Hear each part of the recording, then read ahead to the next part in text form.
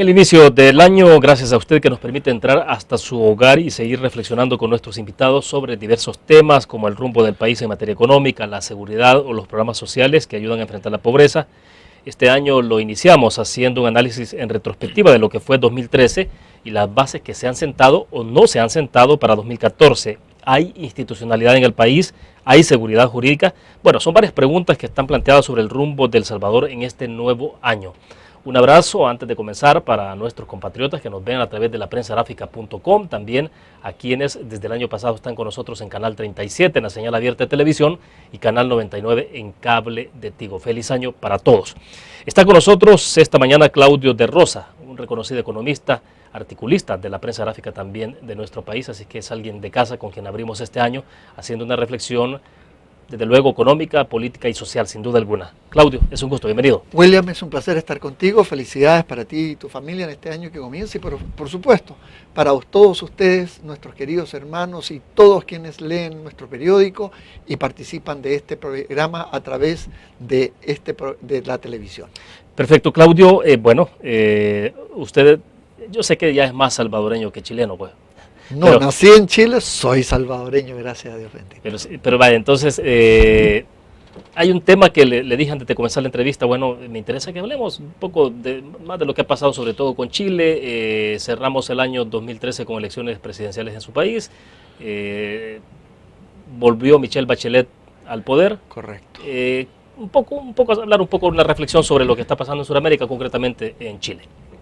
Bueno, en Chile tenemos que con Michelle Bachelet, antes de Piñera, se cumplieron 20 años de gobierno de izquierda, pero fueron gobiernos de izquierda muy progresistas, integrados a la relación mundial y sin sesgos ideológicos que los amarraran. Y tuvieron resultados extraordinariamente positivos y eso facilitó que el país progresara de manera determinante. Gana Piñera de la derecha, por un estrecho margen, pero un gran esfuerzo que hizo el mismo presidente de la República como candidato, y hubo una expectativa que qué pasaría después de 20 años de izquierda con un gobierno de derecha. Te puedo decir que técnicamente el gobierno de derecha fue muy bueno, pero políticamente fue muy malo. No supo venderse, no pudo relacionarse, no pudo conectar con la gente. Y si bien hay logros tremendamente positivos, también como que se agrandaron algunas de las deudas, especialmente social. Usted se sorprenderá que diga esto de un país que está teniendo el mayor Producto Interno Bruto per cápita de toda Latinoamérica y está prácticamente a un paso, a lo mejor este año, de lograr ser declarado país desarrollado. Sin embargo, cuando los países progresan con una fuerza muy grande, especialmente en lo económico, las demandas sociales son cada vez también mayores y deben responderse como se corresponde. Y las expectativas, de la gente siempre van creciendo, ¿no? Y las expectativas van creciendo, es decir, uno siempre aspira a tener más, claro. Y es lógico, todo el mundo, es natural.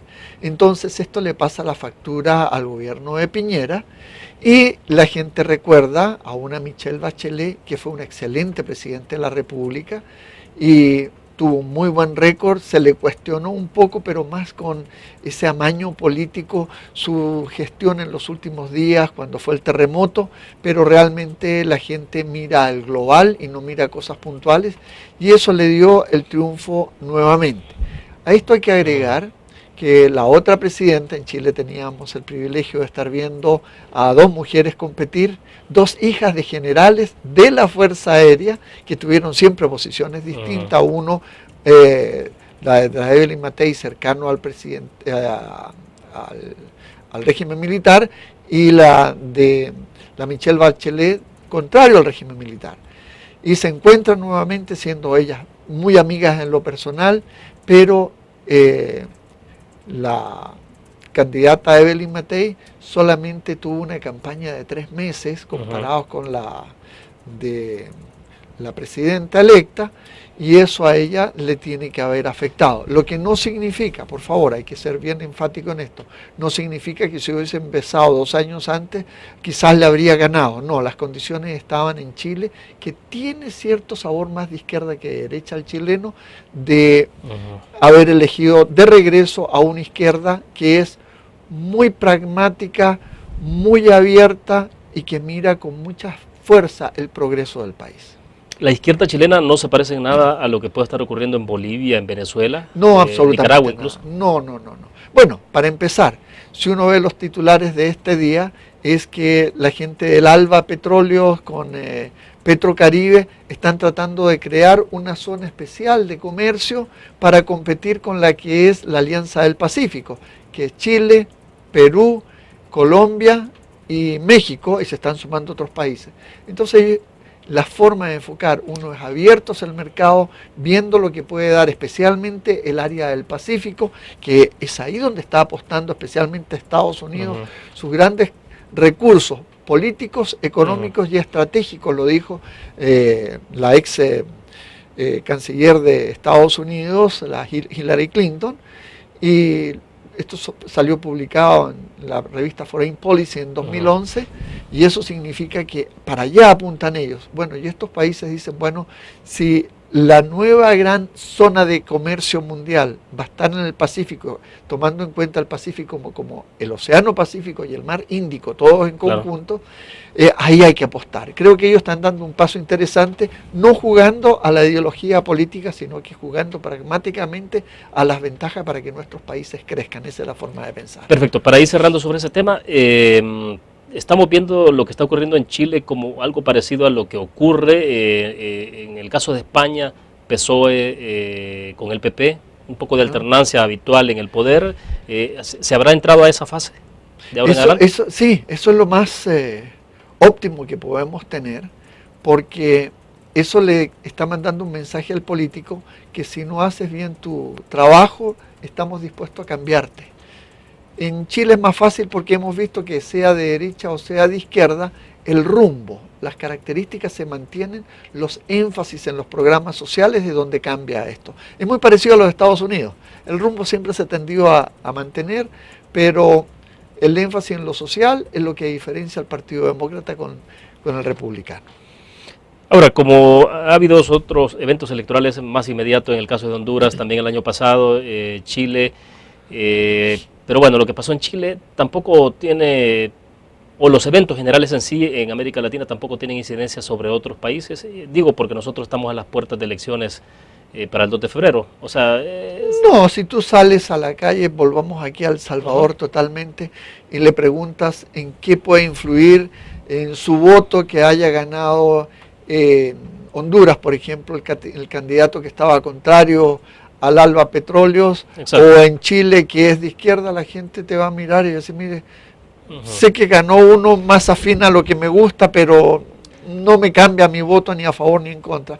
Es decir, no tiene mayor preponderancia. Bueno, perfecto. Vamos al tema ya estrictamente local y la parte que usted domina con toda la perfección, desde luego los otros temas también, pero la parte económica es la exquisitez suya, ¿no? Es vamos a donde más estudio. Claro. Claudio, hablemos de cómo quedó, cómo dejamos 2013 en materia económica. ¿Qué es lo que nos ha dejado? Yo creo que esto es importante porque sienta las bases de lo que decíamos al principio, puede hacerse o no hacerse para 2014, y bueno, con todo esto los indicadores. Pero ¿cómo cerramos 2013? Mira, antes de dar la respuesta quiero hacer una aseveración que es bien importante. Y el problema está que cuando vemos las cosas económicas se tienden a ver con ojos politizados. Entonces, todo lo que sea la parte económica y fiscal, si uno dice que se creció mucho o que se creció poco, que el déficit es muy alto o muy bajo, se tiende a reaccionar con ojos políticos. Sin embargo, estamos viendo que pasado el tiempo, siempre los organismos multilaterales, como las casas calificadoras de riesgo de los países, certifican al final y respaldan lo que uno puede haber dicho en determinado momento. Y El Salvador, lo que es claro, ha mantenido el menor crecimiento económico de toda Latinoamérica en promedio en los últimos 5 años. Es 0.9% en promedio, mientras el que sigue para arriba con menor crecimiento en Latinoamérica, el penúltimo, es Venezuela con el doble, 1.8. Entonces eso nos debe preocupar. Y El Salvador, aunque dicen algunos que no ha crecido nunca mayormente, sí tuvo su tiempo de crecimiento y lo vamos a ver. Entonces, en esa situación de bajo crecimiento económico y con grandes déficits fiscales que no se pueden controlar, y además que eso nos lleva a un endeudamiento que está en el orden del 60% del Producto Interno Bruto, nos debe preocupar. Ahora, Cuando miramos el cierre del año, empezamos también a percibir algo que nos debe preocupar profundamente. Y eso radica que hay graves inconsistencias hacia el interior de las instituciones de gobierno para decir cuál ha sido la tasa de crecimiento del país. Y las cambian en cosas de un día para otro, en 2 días se ha visto el cambio. Por ejemplo, el gobierno proyecta que para 2013 el crecimiento será 2.3% del PIB y el Banco Central sale rápidamente y lo reduce a 1.9%. Es un cambio bastante fuerte. En números se ve chiquito, pero en términos de actividad económica es bastante importante. Ahora, ¿esto no se puede pasar tan a la ligera? O sea, no, por eso que digo que es altamente preocupante, porque el gobierno también proyecta 2.6% de crecimiento para el 2014 y el Banco Central lo reduce a 2.1%, inmediatamente, pero es cosa así, como quien dice, para que no vaya a haber duda, le tengo que corregir la plana. Mientras tanto, los economistas independientes, Fondo Monetario y otros organismos lo estiman en 1.6 e incluso menos. ¿Y por qué decimos que puede ser incluso menos? Porque si uno toma los datos del IVAE, que es el índice del volumen de actividad económica, es decir, el volumen que se produce en actividad económica, tiene un decrecimiento desde septiembre del 2011 consistente y suman 17 meses de ralentización. ¿Hasta cuándo? Hasta febrero del 2011. Y entre febrero del 2011, según los datos del Banco Central, a agosto del 2011, el crecimiento del IVA es 1.1, es decir, tú ves que hay una caída muy fuerte. Y estos son números del Banco Central de Reserva. Todo lo que yo cite son aquí datos oficiales. Yo no entro a colocar datos de otro tipo, sino que los oficiales. Entonces, si uno toma el 1.1% de crecimiento del volumen de actividad económica, eso significa que hay muy pocas fuerzas como para que la economía pueda estar creciendo sobre 1.5% este año. Eso es algo tremendamente preocupante porque no hemos logrado levantar cabeza. Y si usted quiere ver estos datos, todo lo que le vaya citando, le ruego puede ingresar usted a la página del Banco Central www.bcr.gov.sb. Ahí cuando esté en la página se mueve a la mano derecha, hay una cajita ahí a medio camino que están los principales indicadores y a mano derecha dice estadísticas económicas. Le hace doble clic y ahí las va a empezar a buscar. Todo lo que usted quiera lo puede comprobar absolutamente porque ahora la información está disponible. A ver, ¿cuál fue el año que tuvo un mejor desempeño en el crecimiento de la economía del país?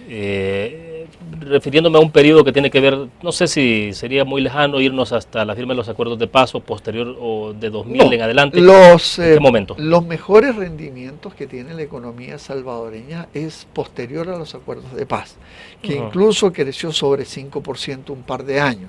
Claro, venía toda la esperanza, regresó inversión, la gente tuvo mayor confianza y después sube, baja, más o menos se mantiene el crecimiento económico, pero si nosotros vemos el 2006 creció 3.9%, en el 2008 3.8%, 2009 ya se inicia a sentir la golpe de la recesión mundial aquí en El Salvador y se crece solamente 1.3%.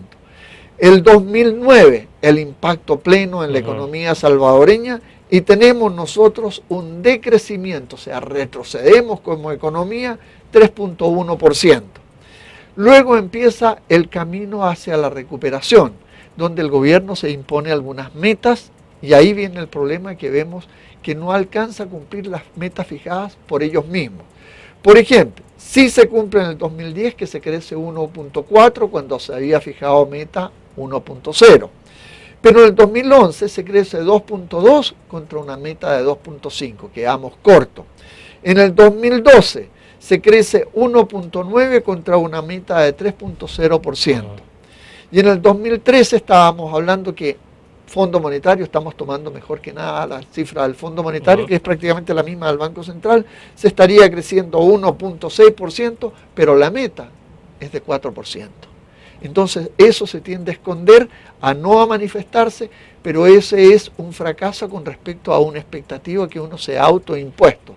Entonces creo que aquí tenemos una de las deudas grandes como país. No le coloquemos a un gobierno, a otro como país, crear las condiciones para que haya confianza, para que haya políticas macroeconómicas que estimulen el crecimiento económico, porque con esta tasa de crecimiento no se generan los empleos suficientes. Yo creo que hablaremos, porque tengo que hacer una pausa, Claudio, de qué implica esto, porque al final de cuentas la gente se puede terminar un poco, uno mismo puede terminar un poco emborrachado con las cifras macroeconómicas, los números, pero ¿qué significa para el salvadoreño promedio el que no haya un crecimiento? Es decir, si hay un problema de empleo, si hay un problema de ingresos para la familia. Es decir, hablemos ya para tratar de aterrizar un poco lo que significa esto. Hay que ver el impacto social de la economía. Exactamente. Vamos a la pequeña pausa, regresamos con más.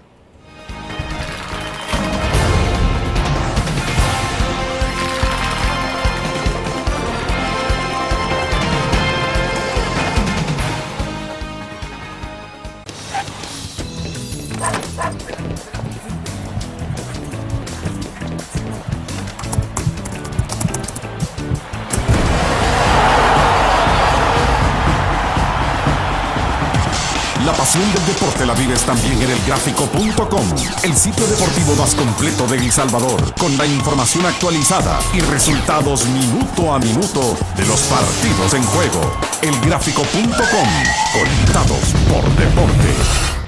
La interacción con la tecnología llega con múltiples formatos. Nueva revista Tech Live, la información tecnológica más actual y los gadgets que modifican tu estilo de vida. Tech Live es una revista multiplataformas que te ofrece los últimos avances de la tecnología, las herramientas de mayor utilidad e interesantes artículos de la era digital. Escoge el medio que te mantendrá actualizado o visita nuestra web. Espera el futuro con Tech Live, una publicación de Grupo Dutriz.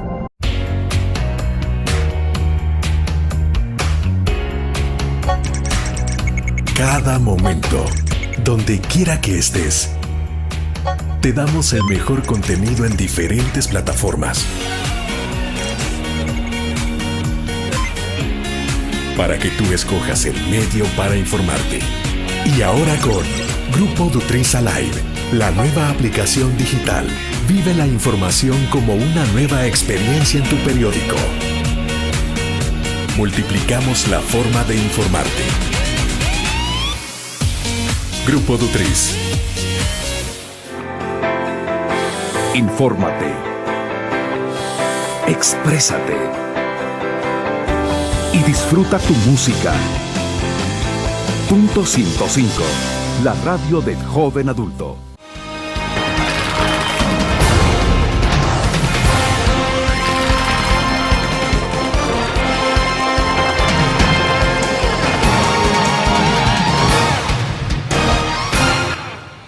Claudio, nos decía usted en el segmento pasado, tenemos una deuda grande como país, crear esas condiciones para que haya confianza en las políticas macroeconómicas, que esto lleve o derive en el crecimiento. Y ya vamos a llegar a la parte que le decía de cómo dibujamos esto de tal manera que se entienda cuál es el impacto entonces social de lo que podemos tener. Pero bueno, estamos cerrando entonces 2013, hemos cerrado 2013 con una condición bastante difícil, ¿no? Correcto. ¿Cuál es el fundamento entonces que se queda planteado? Porque esto es clave para la continuidad de lo que viene para 2014. Mira, primero que nada, como país debemos empezar a trabajar en cómo revertir una tendencia negativa que hemos tenido en los indicadores de gestión o de hacer negocios en El Salvador. No podemos seguir teniendo esos retrocesos. ¿Por ejemplo? Por ejemplo, fíjate que en el índice de facilidades para hacer negocio hemos retrocedido al 2014 41 posiciones, es decir, 41 países nos han sobrepasado en los últimos 6 años. Si nosotros miramos el índice de libertad económica, vemos que hemos perdido 20 puestos en 5 años. En el índice de competitividad mundial nos sobrepasan 30 países en los últimos 6 años. Si nosotros vemos la percepción de corrupción, vemos que el país pierde 32 puestos en 7 años. Eso es inaceptable como país.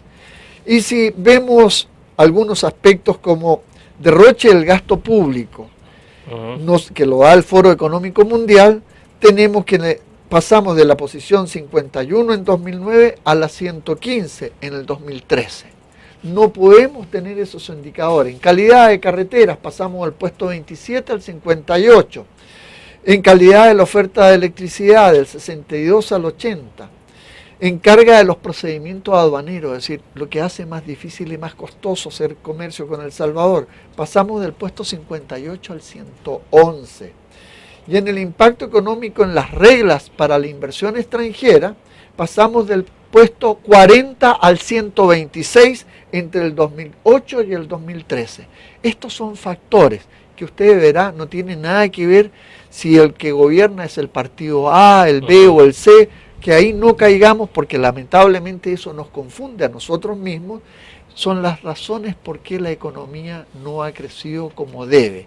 Y eso está muy relacionado con la confianza que se genera en el país. Es decir, no es solamente el gobierno central, es también la Asamblea Legislativa, la Corte Suprema, cambios de las reglas del juego, la criminalidad que está en aumento en el país. Todo eso se suma lamentablemente y genera estas condiciones y percepciones negativas. Es decir, no es muy difícil tampoco encontrar causas o que explique por qué estamos como estamos. En términos no es difícil porque si uno ve que se deterioran las carreteras, es porque ha habido una evaluación y la gente lo dice. Y en términos generales, los indicadores que usted ha medido o que tiene ahí en sus manos de que se han medido por las instituciones internacionales, en todas prácticamente es negativo. Todos, no hay ninguna que tenga un resultado positivo. Sin excepción, ¿Ni una sola? Ni una sola. Todas tienen resultados de retroceso. Es decir, ha sido un cambio para empeorar muy fuerte que han tenido todas las mediciones. Y no es una sola institución. Si dijéramos que es una sola institución, entonces uno podría decir está sesgada hacia un lado o hacia otro, porque siempre tendemos a buscarle algún sesgo político. Como son, en este caso, 4 instituciones diferentes, con distintas fuentes a través de encuestas hechas dentro de los mismos países, de consulta, entonces uno debe ponerle mucha atención. Nosotros como El Salvador, podríamos decir, si estuviéramos mirando dentro del ranking de la FIFA, hemos tenido consistentemente en los últimos años un retroceso marcado en la calificación del fútbol salvadoreño.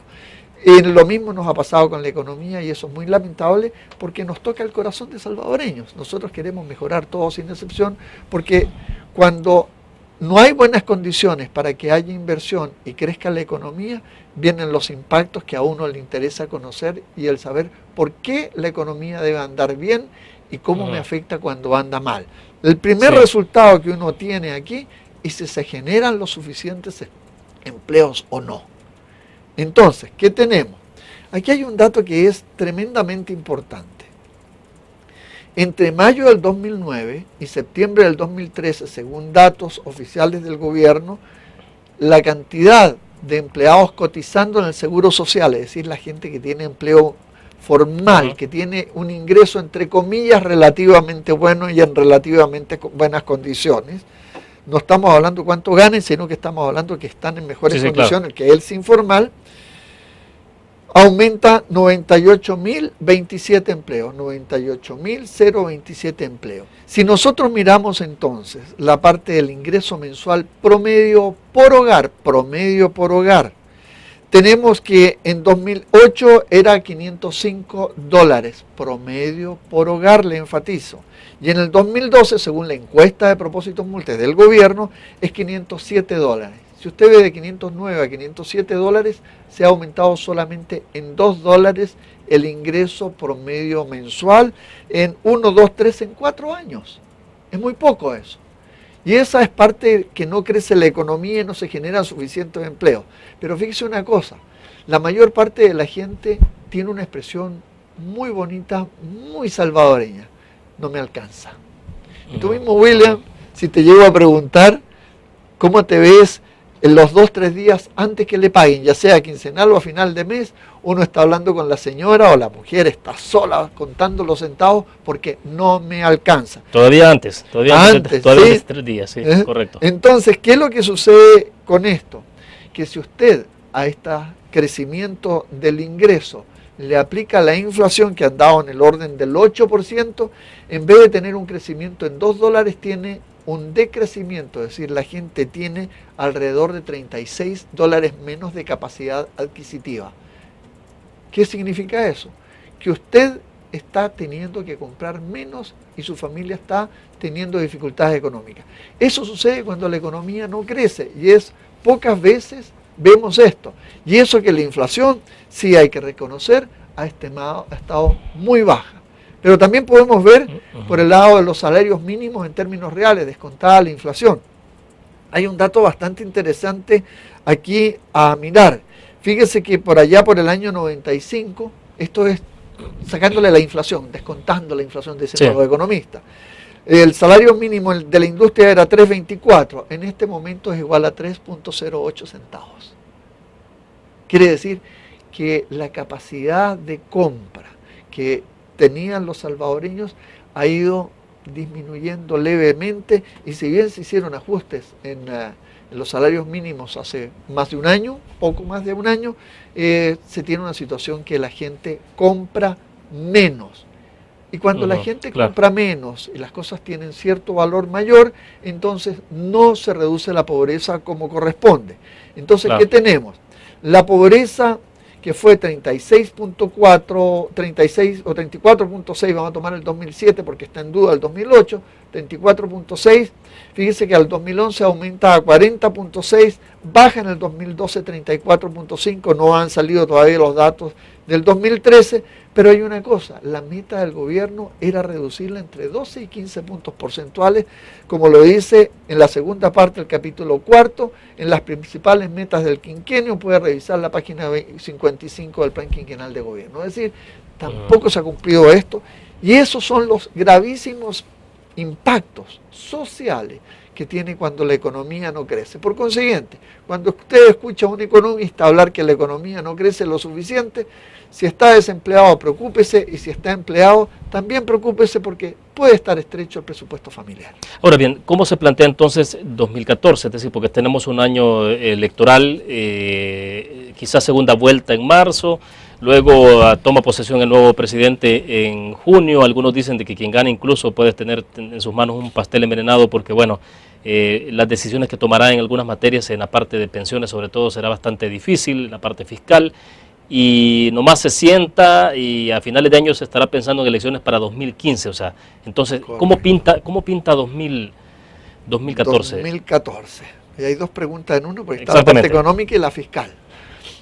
En la parte económica ya tú adelantaste mucho, es un año complicadísimo para poder tener una recuperación económica marcada, es decir, para llegar a este crecimiento económico de 2.1 que dice el Banco Central de Reserva. Gane quien gane, esto no tiene nada que ver con el partido que gane las elecciones, sino que, como lo decías tú, William, muy bien, tiene que ver con la falta de atención que le ponemos a lo económico, o preocupación por lo económico, y lo frenamos porque viene una elección. Esto sucede en todos los países y siempre ha sucedido en El Salvador. Primer trimestre se va. Segundo trimestre empieza prácticamente a tener gestión el nuevo gobierno, y se le dan 100 días, llegamos a septiembre, se nos fue el tercer trimestre, y los 100 días son importantes porque ahí uno tiene el sentir, el feeling, como dicen los americanos, de cómo va a andar la situación. Pero resulta que cuando ya llegamos a septiembre, estamos entrando en la nueva campaña política de diputados y alcaldes, y se vuelve a distorsionar todo en función de las elecciones que vienen. Y ahí llegamos prácticamente al segundo trimestre del 2015. De aquí al segundo trimestre del 2015, lamentablemente, se ven difíciles las condiciones para que como salvadoreños, todos sin excepción, nos enfoquemos más al crecimiento económico, a buscar los recursos para los programas sociales, cómo salir adelante de la crisis fiscal, que es gravísima todo esto, la crisis fiscal. Tanto que conversando con gente del Fondo Monetario les hacía la siguiente aseveración. Miren, las finanzas públicas están en un caos financiero, donde la mayoría de la gente ya tiene idea que hay una grave situación fiscal, pero pocos tienen conocimiento de cuál es su magnitud. Y ya son escasos los que tienen conciencia del costo político, económico y social que tendrá reordenar las finanzas públicas y colocarlas como corresponden. Este gobierno ha hecho un muy buen trabajo en la recaudación fiscal. Sí ha habido un interesante aumento en la recaudación fiscal, pero lamentablemente ha habido un aumento desproporcionado del gasto. Y esto no significa el gasto social como se trata de poner muchas veces. Por eso usted decía antes el tema del incremento de empleos en el sector público. Por eso lo decía justamente. Fíjate que hay un dato extraordinariamente interesante. La recaudación tributaria entre el 2008 y noviembre del 2012, que es el último dato que tengo, aumentan 828 millones de dólares. Es un aumento bastante interesante, lo que se está recaudando más, es decir, 29%. Y las remuneraciones aumentan de 973 millones a 1.380 millones. Esto significa que aumentaron 407 millones. Pero cuando lo vemos ya en total, fíjense que las remuneraciones, según datos del gobierno entregados por el ministro de Hacienda hace cosa de una semana, dice que en 2008 las remuneraciones eran 7.1% del PIB y en el 2013 dicen que es 8.8%, de 7.1 a 8.8 significa que crecieron 1.7% las remuneraciones como relación al PIB. Y fíjense que la recaudación tributaria aumenta alrededor de 2 puntos con relación al PIB. Es decir, prácticamente todo se lo ha llevado, mayor gastos en remuneraciones en el gobierno, y eso nos debe preocupar como país. Tenemos que hacer algo, no es contra los empleados públicos, es decir, tenemos que generar más recaudación, tenemos que mejorar la actividad economómica, porque es muy fácil decir, mira, ajustar las finanzas públicas, pero al final su ajuste es muy doloroso y se debe tratar de evitar. Y la mejor de evitarlo es con disciplina fiscal. Bueno, perfecto. Vamos a hacer otra pequeña pausa con nuestros anunciantes. Volvemos con más.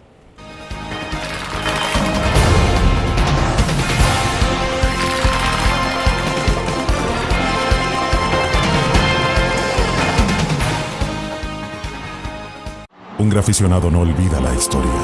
Y aunque perdió una y otra vez, no perdió el orgullo. El graficionado se levantó entonando su grito de batalla, respirando gritos de gol y celebrando las épicas victorias. Un graficionado cree en la magia de la camiseta y mantiene viva la ola de fe, porque el graficionado sueña con volver a un mundial. El gráfico lo hacemos por deporte. En la UFG, el futuro cambia y evoluciona con cada paso que das. Aquí estudias, aprendes y aprendes más, porque tu pasión es nuestra pasión. Y junto con nuestra formación académica, tecnología y herramientas, encontrarás lo necesario para el pleno desarrollo de tu potencial y poder convertirte en un auténtico líder. Universidad Francisco Gavidia, tecnología, innovación y calidad. Infórmate, exprésate y disfruta tu música. Punto 105, la radio del joven adulto. Una nueva forma de vivir la información. GDA Live del Grupo Dutriz. Ingresa a App Store o Google Play y descarga gratis la aplicación GDA Live.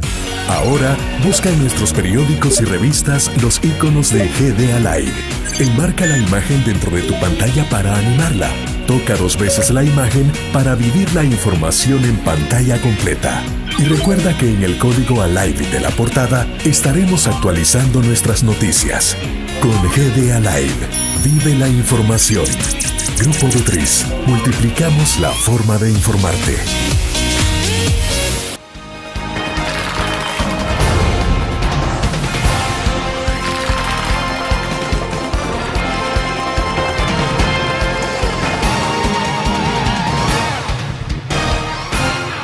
Claudio, hay un tema que me interesa que tiene que ver desde luego con la parte de institucionalidad, es decir, son casos específicos, pero no visto internamente, sino desde fuera, y eso por la parte que me interesa es de cómo lo pueden ver los inversionistas, en términos de dónde coloca su dinero, cómo lo coloca y qué garantía tiene de que efectivamente podrá hacer negocio en ese país, podrá recuperar la inversión, que al final de cuentas es un poco el interés, ¿no? Pero antes de llegar a esa parte, usted me decía en el corte comercial la parte de la deuda. De la deuda pública, que es también una parte preocupante y que tiene que ver con esta parte de en qué momento determinado el país puede seguir siendo o no sujeto de crédito a nivel internacional, con ciertos parámetros que se ponen porcentualmente hablando. Mira, no es tanto si puede seguir siendo sujeto de crédito o no, sino qué significa esto. Cada vez que un país se endeuda más y más, anualmente tienen que aumentar la cantidad de su pago de la deuda, el servicio de la deuda, que es intereses más el pago a principal. Y cada vez que usted tiene que dar más recursos para pagar la deuda o servir la deuda, usted queda con menos recursos para las otras actividades del gobierno. Y generalmente lo que empieza a apretar al final, pero que empieza a apretar son los programas sociales. Es decir, se pone en riesgo la sostenibilidad social de los programas públicos. Y eso hay que mirarlo con mucha atención. Fíjate que la deuda de mayo del 2009, que era 10.387, sube a octubre del 2013 a 14.786 millones. Esto quiere decir que se han endeudado durante este periodo de gobierno a octubre en 4.399 millones, es decir, ha aumentado en 42% la deuda que ya venía a la deuda histórica. Y que conste que eso muchas veces se ponen a pelear la gente políticamente. ¿De quién? Bueno, es el gobierno que más se ha endeudado en la historia de El Salvador.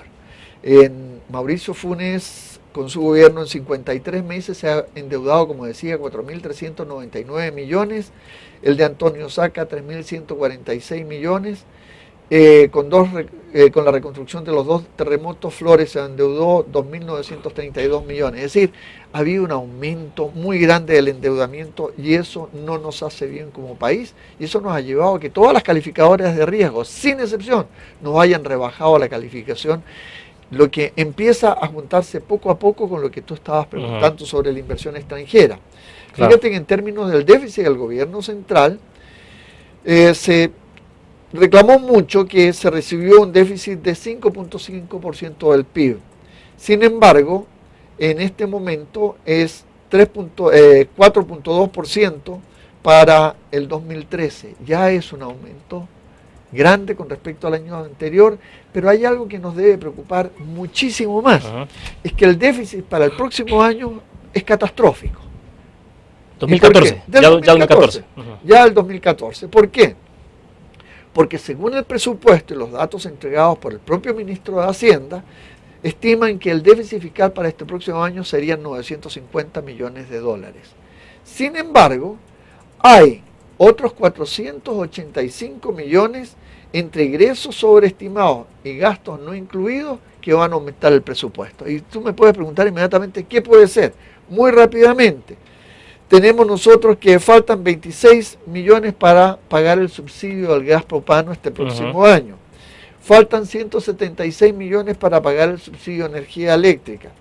Faltan 30 millones para apoyar el presupuesto para las compras de medicinas que solicitó la ministra de Salud muy adecuadamente, y el Ministerio de Defensa le faltan 13 millones para el patrullaje en el segundo semestre. Cuando nosotros vemos todo eso, suman 485 millones, incluyendo 196 de sobreestimación de los ingresos. Y eso nos hace llevar inmediatamente el déficit fiscal a un nivel muchísimo más grande.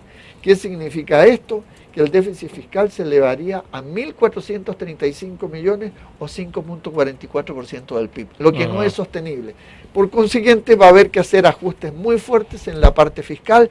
Y eso, perdón, le corresponderá al próximo presidente, es decir, o el oxígeno le alcanzará a este gobierno para que llegue hasta el 30 de mayo, ¿no? Si somos de una visión muy egoísta, no estoy hablando del gobierno, por favor, para que no se vaya a molestar usted. Muy egoísta, yo podría decir, yo me voy en mayo y como estoy recibiendo incluso el pago de los impuestos en mayo, yo salgo más o menos bien.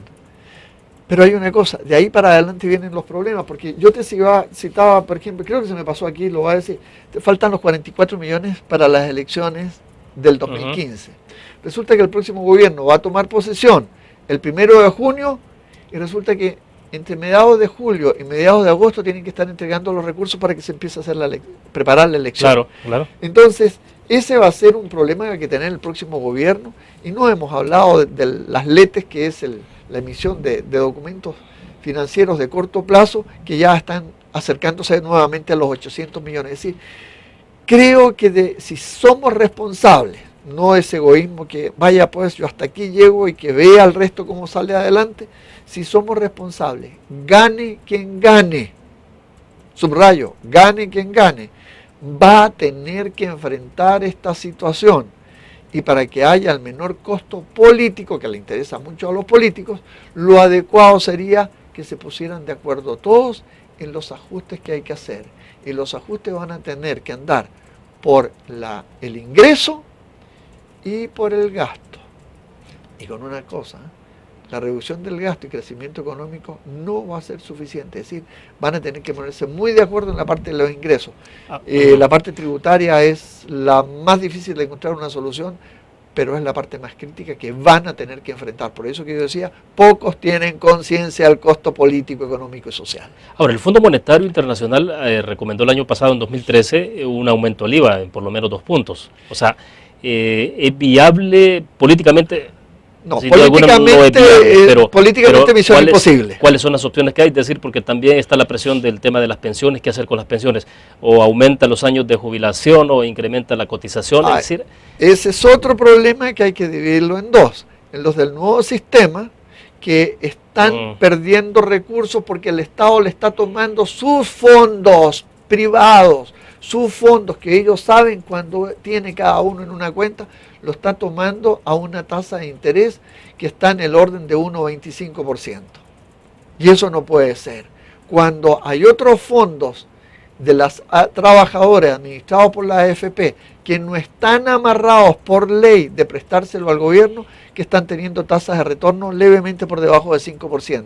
Oye, entre 1,25 y 5%, lo que están perdiendo los trabajadores es una cantidad muy grande en el sistema nuevo, y eso hay que corregirlos de conciencia social, no es político esto, de conciencia social, porque resulta que los trabajadores jóvenes, los que están cotizando en este momento, están subsidiando el buen pasar del Estado, el buen pasar financiero del Estado, con su bienestar futuro, y eso no puede suceder, es inaceptable. Claudio, y después viene el sistema antiguo, y el sistema antiguo hay que buscarle una solución definitiva, porque si no, vamos a seguir con este lastre por muchos años. Pero vuelvo entonces, ¿es posible seguir transfiriendo la papa caliente de una administración a otra?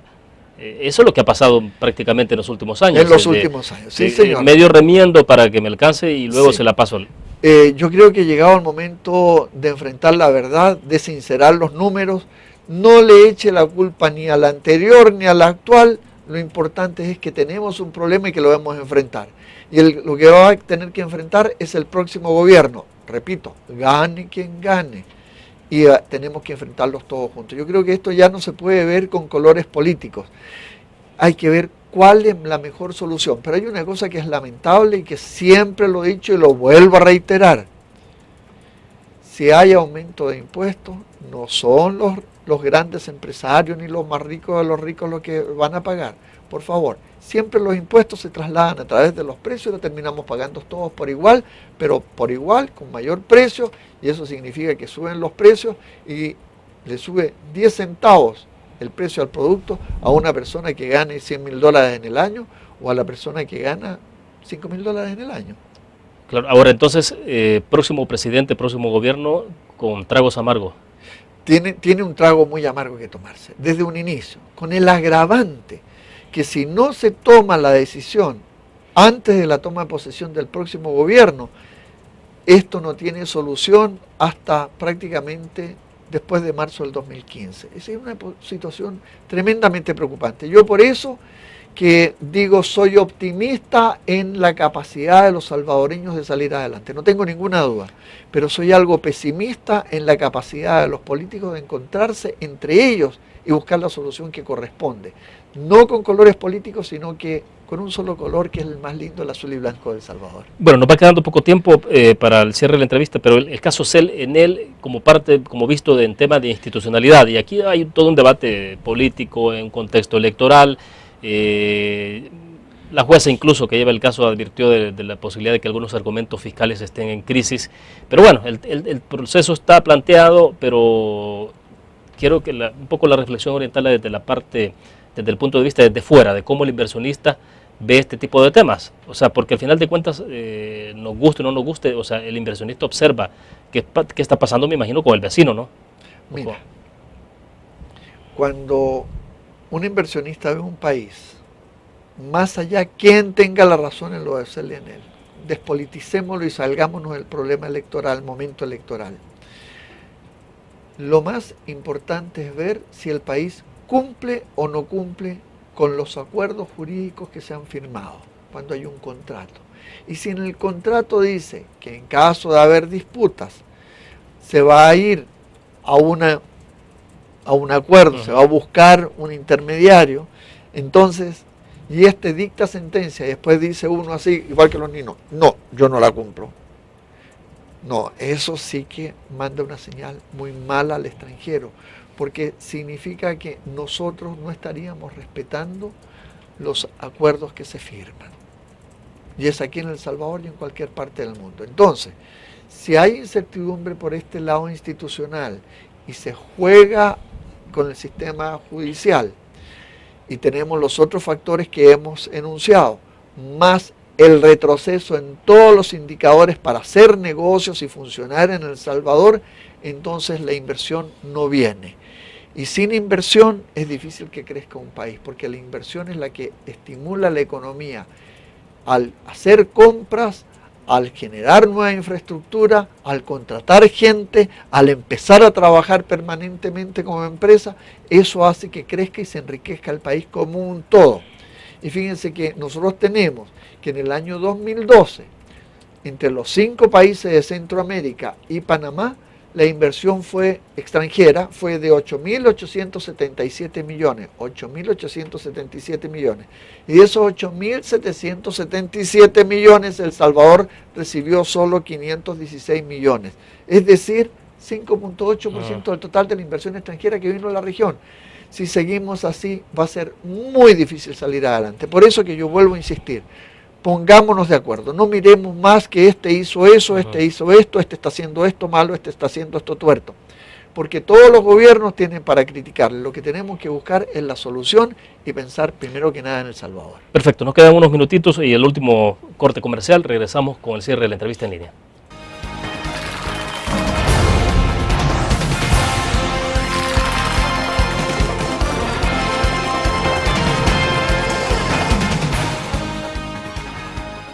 En la UFG, el futuro cambia y evoluciona con cada paso que das. Aquí estudias, aprendes y aprendes más, porque tu pasión es nuestra pasión. Y junto con nuestra formación académica, tecnología y herramientas, encontrarás lo necesario para el pleno desarrollo de tu potencial y poder convertirte en un auténtico líder. Universidad Francisco Gavidia, tecnología, innovación y calidad. Un graficionado no olvida la historia, y aunque perdió una y otra vez, no perdió el orgullo. El graficionado se levantó entonando su grito de batalla, respirando gritos de gol y celebrando las épicas victorias. Un graficionado cree en la magia de la camiseta y mantiene viva la ola de fe, porque el graficionado sueña con volver a un mundial. El gráfico lo hacemos por deporte. Infórmate, exprésate y disfruta tu música. Punto 105, la radio del joven adulto. Cada momento, donde quiera que estés, te damos el mejor contenido en diferentes plataformas, para que tú escojas el medio para informarte.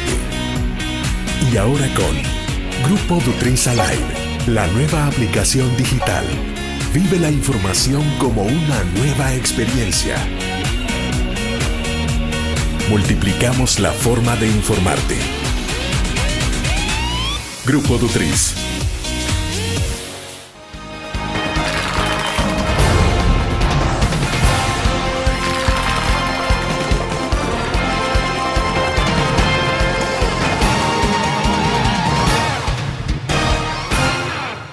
Bueno, estamos al cierre de la entrevista, nos quedan pocos minutos. Claudio, finalmente hay una parte que hay que abordar, la parte política, que es indiscutible, y es si esta parte del resultado electoral es determinante o es más o menos relativo a la parte de la inversión, porque finalmente Algunos dicen, bueno, Nicaragua está creciendo más que El Salvador en términos económicos, más captación de inversión, hay un gobierno de izquierda, está Daniel Ortega, y entonces, por eso digo, o sea, la parte de resultados electorales, de quién gobierna, cómo gobierna, puede ser eso relativo.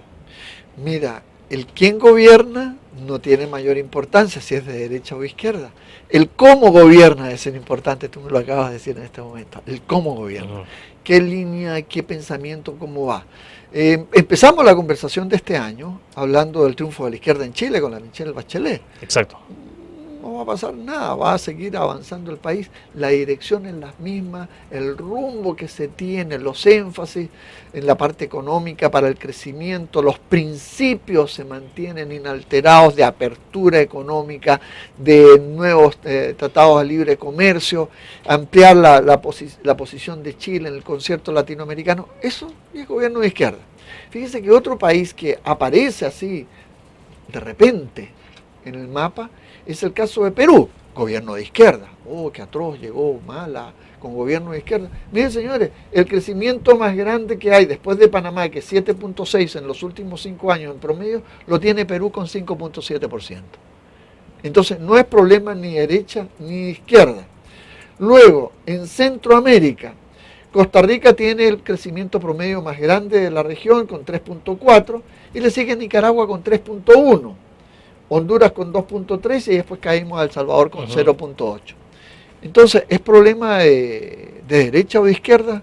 No, es problema de capacidad del gobierno, del rumbo que le está dando al país en la parte económica especialmente y sus programas sociales.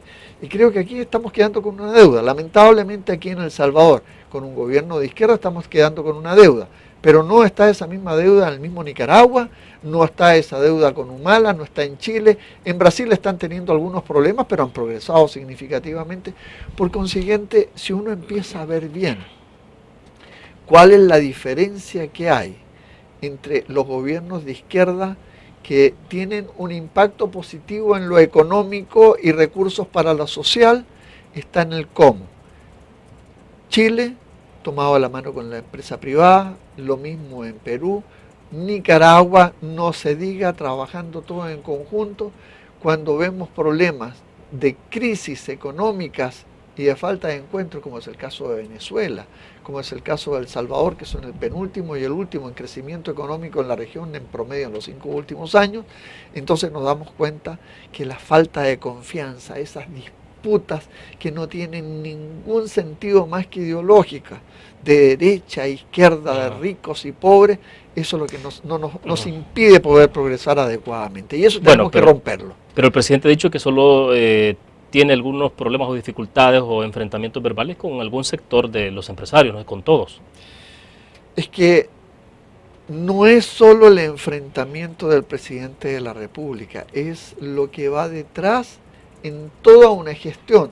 Lo veíamos en el deterioro de transparencia, el deterioro del índice de percepción de corrupción, en las facilidades para hacer negocios, en la libertad económica, en el resultado fiscal, en la fragilidad de los datos económicos que da el gobierno. Todo eso genera incertidumbre. Es que mucha gente cree que el enfrentamiento es solamente lo que yo te digo a ti, lo que tú me dices a mí. Pero si tenemos nosotros situaciones donde hay un enfrentamiento todos los sábados con alguien que estamos peleando como gobierno, eso nos hace mal a todos, sin excepción. No es cosa que si suben y bajan las opiniones hacia el señor presidente de la República o si suben y bajan hacia la oposición o el partido oficial en el gobierno del FMLN. Es cómo nos encontramos como salvadoreños, cómo buscamos solucionar nuestros problemas, porque si seguimos con este tipo de enfrentamientos, señalamientos a la empresa privada, si la empresa privada que él quiere mirar, por favor, señoras y señores, no representa ni el 0.4% del total de empresas, pero genera 1/3 de los empleos. Claro. Entonces hay que tener cuidado. Y dejamos sin ponerle atención a la micro y pequeña empresa que genera 2 de cada 3 empleos. Si tú me dices que a qué tendríamos que apostarlo, y esto es una sugerencia, puedo estar equivocado, pero ahí está mi corazón, ¿a qué le debemos apostar? Es a la micro y pequeña empresa, porque ahí es donde se pagan los salarios más bajos y tienen las menores prestaciones, no porque no los quieran pagar, sino porque están en una situación de subsistencia. Entonces, si nosotros no formalizamos la micro y pequeña empresa y no lo apoyamos, estos trabajadores que tienen bajos ingresos, cuando pasan al otro lado del mostrador y son demanda, tienen baja capacidad de demanda, están casi en subsistencia. Ahora, pero este sector, ¿cómo se le apoya? ¿En qué términos? Porque también hay que formalizar al sector, ¿no? Habría que tener un programa masivo de formalización. Tendríamos que tener también las formas como capacitarlos para que tengan mayores herramientas para salir adelante con sus empresas. Parece que son emprendedores de corazón, de voluntad, pero muchas veces no tienen las herramientas y saben lo que tienen que hacer y necesitan crédito. Fíjate que yo, que trabajé tanto con los bancos y que me los conozco muy bien, no puedo entender algo. Si vamos a tomarte a ti, que tú eres un microempresario, van donde ti y te ofrecen una tarjeta de crédito para cualquier cosa. Te dan la tarjeta de crédito y te dan tranquilamente $1000, pero tú después vas al mismo banco y pides como empresario, como microempresario, $1000 y te dicen que no porque no tienen fuente de pago, pero como te dieron la tarjeta de crédito, ¿dónde está tu fuente de pago? Entonces yo creo que hay que crear condiciones para estimular la banca a que dé masivamente crédito a la micro y pequeña empresa. Yo creo que más importante que el mismo crédito de consumo, este crédito productivo, que también tiene un gran factor de consumo, dándoselo a los micro y pequeños empresarios. O sea, pensamos apostar de abajo hacia arriba, como crecen todas las cosas naturalmente, debemos apostarle de abajo hacia arriba, desde los micro y pequeños empresarios, porque son los que tienen la mayor fuente de empleos que da el país. Ahora, pero esa política requiere de la intervención, obviamente, del gobierno. Por supuesto. Del gobierno, pero en una buena coordinación con el sector privado. Es decir, por supuesto. Porque no es tampoco de que el gobierno decide una política y se le impone a los privados. O sea, se requiere de un buen nivel de coordinación. Ahí empezamos a caer lo que estábamos hablando originalmente esta parte. Cuando te digo, si tú estás enfrentándote, aunque digas que es la NEP, pero esos pocos de la NEP, que son mucho más empresas que lo que tiene en mente el mismo presidente de la República, porque son 38 gremiales y son miles, decenas de miles de empresas que están asociadas. Entonces yo creo que estamos errando en el enfoque de lo que es el mundo productivo. Hay que tomar en cuenta una cosa: los únicos que generan empleos en un país son los privados. El gobierno da empleos en el gobierno como empleado público y lo paga ¿con qué? Con los impuestos que pagan los privados. Es decir, los privados generan en el sector privado los empleos y los del gobierno también lo pagan los privados. Entonces, mejor tengamos una relación más armónica, las reglas del juego que sean estables, que se respete el Estado de Derecho, que se mejoren todos estos indicadores, que eso no cuesta mayor dinero, sino que es una responsabilidad y un impulso que le tiene que dar el nuevo gobierno. Todos estos indicadores de gestión, de facilidades para hacer negocios, de percepción de corrupción, de libertad económica, si empezamos a hablar de eso y nos ponemos de acuerdo entre los salvadoreños, podemos salir adelante. Bueno, nos queda creo que un minuto ya para cerrar, pero el tema entonces es, Claudio, digamos, si se impulsaran estas iniciativas de las que usted habla, tampoco el resultado es automático. Es decir, esto lleva un tiempo para que, digamos, el barco comience a estabilizarse. ¿Cuánto tiempo cree usted que puede llevarle al país para que más o menos comience a respirar un poco? Destruir se destruye en un segundo, construir toma mucho tiempo. Creo que hemos tenido un retroceso muy fuerte. Sin embargo, si nos ponemos de acuerdo y no miramos las cosas ideológicamente, ni unos ni otros, por favor, sin excepción, creo que más allá de este problema electoral, que es lamentablemente una piedra del zapato a medio camino, en un par de años podemos estar empezando a pensar mucho más positivo, que el país empieza a enrumbar. Y además, entre la elección del 2015 a la próxima de diputados y alcaldes quedan 3 años. Esos 3 años son los que debemos utilizar con mayor fuerza para salir adelante. Y quizás también es el momento de pensar cómo unimos todas las elecciones y tenemos elecciones cada 5 años, cosa que cualquier gobierno que esté en el poder pueda funcionar adecuadamente y tengamos tranquilidad para producir y progresar. Nos daría hasta economía, ¿no? Sin duda alguna. Sí. Haríamos un esfuerzo de economía juntando las elecciones. Nos ahorraríamos dinero, ahorraríamos distracciones ideologizadas Entonces eso nos permitiría trabajar con mayor fuerza para sacar la Perfecto. economía adelante. Claudio, le agradecemos que haya compartido con nosotros en el Ha inicio sido de un año. Muy placer gentil, y muy amable. felicidades para ti, Gracias, todos igual. en este año que comienza y adelante. Hay cosas difíciles, pero los salvadoreños sí podemos. Bueno, perfecto. Gracias a ustedes que nos acompañaron. Les recuerdo a las 6:45 de la mañana el noticiero de la prensa gráfica, 7 en punto, la entrevista en línea y la repetición que es a la 1 de la tarde en Canal 37. Gracias por habernos acompañado.